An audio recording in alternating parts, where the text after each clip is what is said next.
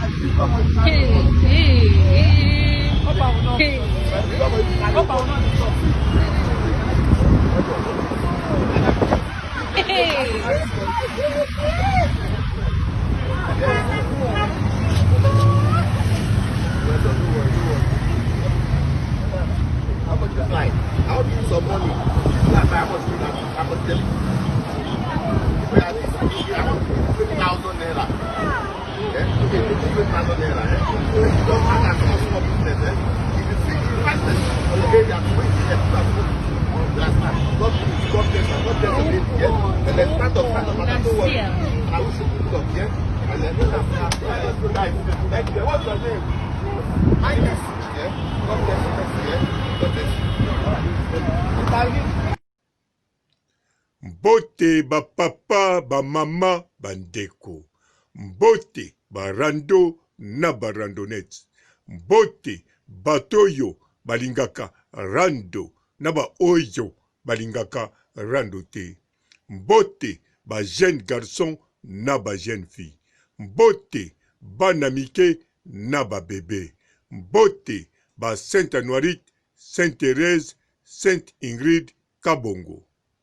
Bandeko foko yebake tangu ozana ndeko aza quelque part to bozakuna yebaka ke pona muta sunga yo en tout cas fo luka liboso yo moko oyeba koluka oyeba ko s'en sortir même soko za en Afrique soko tekaka kaka mikate to tekaka kaka makayabu okokaka ko vivre nango ko baye commerce na yo te.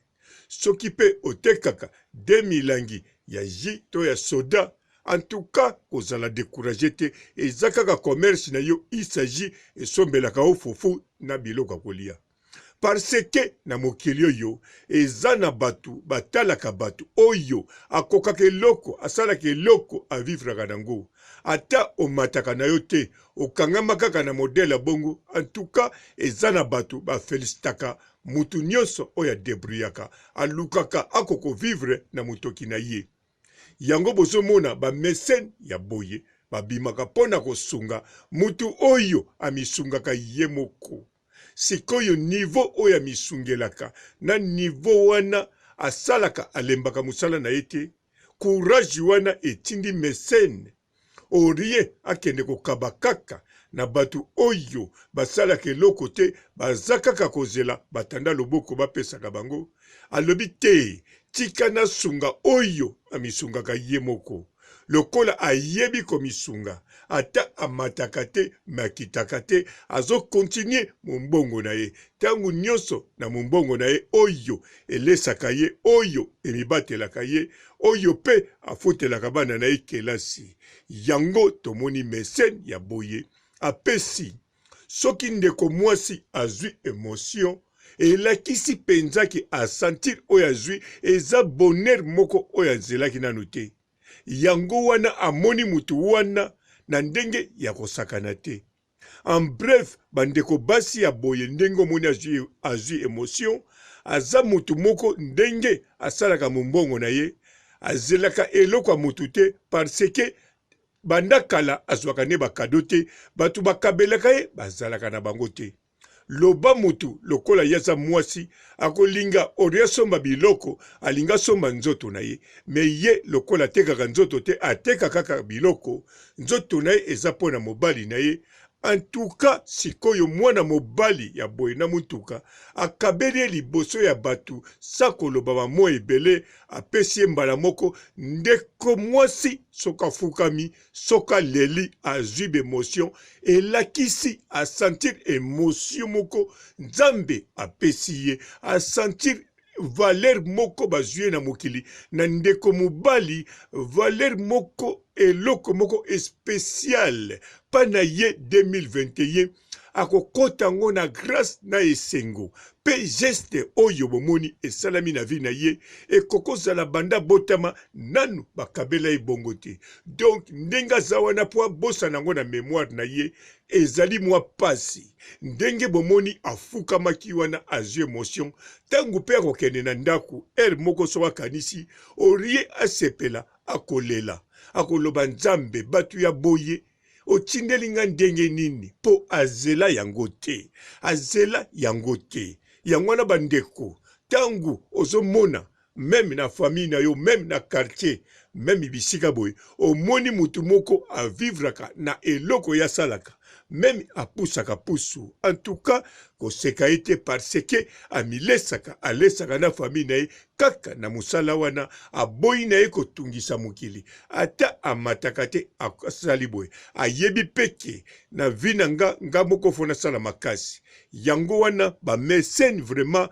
ndenge bakoma koyede bato boye ezali malamu en tout cas nga nasengi bango penza merci na geste oyo babandi bazali kosala na bandeko moko na kosunga boye en tout cas ezali malamu mingi na kosunga bandeko oyo surtout balukaka mbongo oyo batekaka oyo basalaka penza eloko avivraka kaka na eloko wana asombi eloko ya $10 azosala makasi ekoma $12 po $2 alia $1 $1 abomba ou bien il y a $1.50 abomba 50 cents wana au cas où makambo boye koyela ye akoki kosomba mwa aspirine en tout cas ezali esengo nga papa robo na sukisi awa botikala malamu et ciao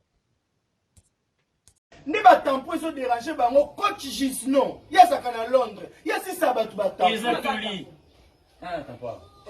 namoni na tapo coach Gisnon aussi yokatuli mama bolimo elobi bolimo olimo ozasu tobungi kobima na porte te na porte te kombangu te bulunga maniana.